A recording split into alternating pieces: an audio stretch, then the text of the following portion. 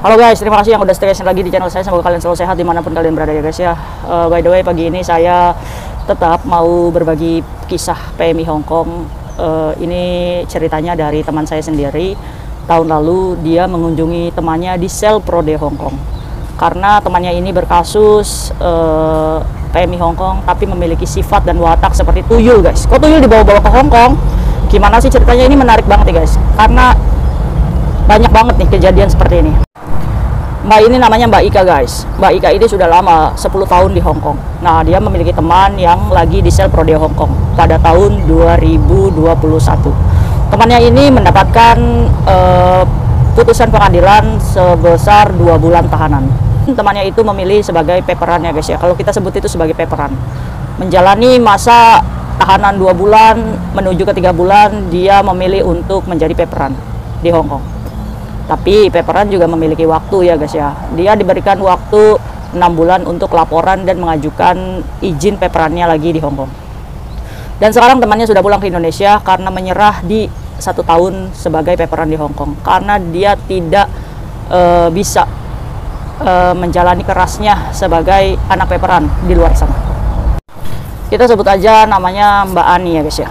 Mbak Ani ini ikut majikan menjaga nenek kakek dan ada 1 suice di rumahnya. Jadi posisi keluarganya 4 orang bersama Mbak Ani ini. Mbak Ani ini kerja hampir 2 tahun guys, hampir finish kontrak ya guys ya. Nah, karena menjaga nenek kakek yang masih bisa berjalan, jadi Mbak Ani ini juga umurnya juga hampir 36 tahun, jadi sudah dewasa ya guys ya. Nah, dia bekerja tuh dengan ya bekerja sesuai apa namanya jobnya dia sebagai ART, bersih-bersih semuanya. Kalau hampir finish itu berarti kerjanya dia itu diterima oleh majikan. Jelas dong. Nah, permasalahannya ini dikarenakan Mbak Ani ini membuat masalah sendiri dalam hidupnya, mempersulit hidupnya sendiri. Karena 2 tahun Mbak Ani ini ikut majikannya, sehingga di setiap celah di mana majikannya itu menaruh sesuatu, Mbak Ani ini pasti tahu. Nah, kebetulan Mbak Ani ini seorang PMI yang bermental tuyul guys. Jadi kejahatan itu timbul karena ada kesempatan ya guys ya. Jadi singkat ceritanya Mbak Ani ini tahu posisi di mana neneknya ini sering menggantungkan kunci yang di dalamnya itu banyak uangnya guys. Dari ratusan dolar, 500-an dolar, pokoknya nggak didompetin guys. Jadi ditaruh di laci itu, dikunci, dan Mbak Ani ini memperhatikan di mana kunci itu ada. Dalam satu kamar ada tempat tidur, dan di situ ada laci yang bersusun 3. Nah, posisinya itu uang ada di laci yang bagian atas, yang di situ ada tempat untuk lubang kuncinya guys. Jadi laci itu memang terkunci, tapi nenek itu menggantungkan kuncinya itu di lemari lagi, lemari baju, tapi di situ ada tempat rahasia yang Mbak Ani ini tahu posisinya guys. Singkat cerita, neneknya ini kadang suka berjemur pagi di luar bersama kakeknya, dan Mbak Ani ini nggak ikut karena neneknya ini termasuk tipikal orang nenek yang tidak suka diikutin karena masih ini apa namanya masih bisa berjalan berdua lah sama kakek ini. Jadi neneknya ini menyuruh Mbak Ani ini untuk stay di rumah untuk membersihkan. Nah, saat mereka nanti datang lagi untuk naik, dan itu mereka itu sarapan. Mbak Ani ini udah prepare untuk sarapan mereka.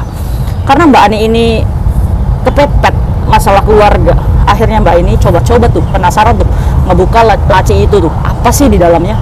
Dari rasa penasaran itu dan kesempatan, akhirnya Mbak Ani ini gelotak-gelotak tuh berpura-pura untuk membersihkan kamar tersebut.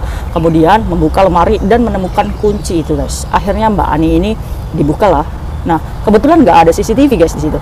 Karena memang majikan ini percaya gitu. Nggak ada, meskipun ada suice ini. Akhirnya Mbak Ani ini buka nih lacinya. Pas dibuka ternyata lembar-lembar uang 500-an itu segepok. Lembar 100-an segepok. Termasuknya neneknya ini rapih karena mengatur uangnya itu 100, 500. Jadi sendiri-sendiri guys. Akhirnya coba-coba Mbak Ani ini ngambil 2 lembar uang ratusan dan 1 lembar uang 500-an. Kemudian Mbak Ani ini mengembalikan lagi tuh kunci di tempat biasa. Dan neneknya sama kakeknya datanglah ke rumah. Biasa tuh langsung sarapan. Nggak ada kejadian apa-apa. Dan neneknya juga memberikan uang belanja ke Mbak Ani ini, mengambil dari lacinya dan langsung ambil aja. Terus dikasihkan ke Mbak Ani tanpa menghitung uang tersebut. Mbak Ani ini berpikir, oh berarti mereka nggak kehilangan dong.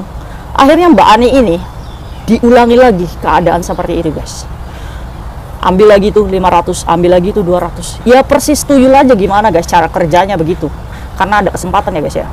Dan neneknya itu nggak curiga hilang. Mungkin karena saking banyaknya uang itu di laci itu ya guys ya. Nah, rumah neneknya ini ada 3 kamar. Yang pertama dihuni suite. Jadi pintu masuk, di situ ada ruang tamu, di situ ada perabotan kayak lemari, terus berjejer ada kamarnya Mbak Ani, toilet, terus di sebelah sini ada kamarnya nenek sama kakeknya, dan di sebelah sininya kamarnya suite. Rumahnya begitu besar ya, 800, ya lumayan lah, gede lah. Nah, akhirnya nggak ini nih, nggak ketahuan nih Mbak Ani nih, sampai beberapa kali. Mbak Ani ini menitipkan uangnya kepada temannya yang dibawa apartemen setiap ke pasar untuk dikirimkan, untuk mengantisipasi biar nggak curiga kalau Mbak Ani ini sering kirim. Temannya ya nurut aja waktu itu karena percaya aja kalau sama Mbak Ani. Jadi $1.000 Mbak Ani ambil langsung dikirim. Bagaimana sih Mbak Ani ini bisa ketahuan? Mbak Ani ini biasa tuh bekerja, terus nenek kakeknya pamit sama Mbak Ani, saya mau ngantar Singsang dulu ya. Nah, Singsang itu kakeknya ke rumah sakit karena ada sesuatu yang mau dioperasi guys. Jadi kontrol lah ini si neneknya sama Singsangnya ini pergi ke rumah sakit. Mbak Ani ini senang dong punya kesempatan. Akhirnya pada saat itu neneknya tuh turun tuh, udah ya saya pergi dulu, pamit untuk pergi ke rumah sakit. Akhirnya Mbak Ani ini langsung sergap menjalankan tuh aksi tuyulnya di rumah majikan tersebut. Apesnya ya, kita nggak pernah tahu apesnya seseorang ya guys. Majikannya ini pulang karena ada sesuatu yang ketinggalan, KTP-nya Singsang. Akhirnya majikan ini pulang, langsung tuh gerotak pintu. Wah, Mbak Ani kaget kan. Nah, itu lumayan, pada saat ketahuan Mbak Ani ini lumayan banyak ngambilnya guys, hampir 3.000 atau 4.000 dolar Hongkong gitu, dan berbentuk $500. Langsung kan Mbak Ani ini langsung masukkan ke kantong celananya, belum sempat ngunci tuh lacinya majikan itu. Mau gantungin kunci lagi nggak sempet karena udah gotak. Jadi Mbak Ani ini sengaja ngambil lap, pura-pura lagi beresin di situ lap. Aduh, ada yang jatuh guys. Jadi langsung tuh beresin tuh lap kayak gitu. Majikannya kan masuk tuh ke kamar tuh, ada yang ketinggalan nih, ketak lingsan fencing. Curiga kan majikan tuh, loh kok lacinya itu ngebuka gitu. Langsung kan majikan langsung nuduh Mbak Ani itu, kok kenapa laci saya bisa ngebuka nih? Mbak Ani kaget kan, langsung tuh digeledah di situ, dan belum sempat untuk mengirim uang yang dicuri pada hari itu. Akhirnya majikan ini geledah tuh semua yang ada di tubuhnya Mbak Ani. Ya ketahuan guys, di situ ada uang 3.500 di dalam kantong celana Mbak Ani yang nggak bisa berbuat apa-apa. Kayak maling ketahuan, langsung ada buktinya meskipun nggak ada CCTV ya guys ya. Akhirnya majikan ini kesal dong, langsung tuh lapor polisi Hongkong. Polisi Hongkong langsung datang. Ya nggak bisa jawab Mbak Ani karena memang ada barang buktinya di situ, uangnya. Pas dihitung semuanya totalnya nih yang ada di laci, majikannya kan tahu meskipun banyak seperti itu ada berapa. Dan dia majikannya juga kalau belanja itu uangnya itu dicatat guys, dari nomor serinya berikut ratusannya ada berapa lembar, ini ada berapa lembar, dan di total guys hampir 35.000 dolar Hongkong yang hilang. Gila, hampir 70 juta. Ini Mbak Ani nih ngambil uangnya. Langsung tuh ditanya sama polisi, gimana caranya kamu mengirim uang sebanyak itu tanpa ketahuan? Ya Mbak Ani ngomong kalau uangnya langsung saya kirim ke Indonesia. Jadi saya nggak pernah simpan uang curian saya di rumah. Kalau saya ambil pada hari itu ya langsung dikirim ke Indonesia, titip ke teman yang ada di apartemen. Seperti itu guys ceritanya. Akhirnya langsung tuh dibawa polisi dan dijatuhkan hukuman 3 bulan. Begitupun polisi Hongkong itu masih, pemerintah Hongkong itu masih baik sama Mbak Ani itu. Mau jadi peperan atau pulang ke Indonesia. Akhirnya jadi peperan, mengambil sebagai peperan. Akhirnya di luar yang Mbak Ani kena namanya hukum karmi.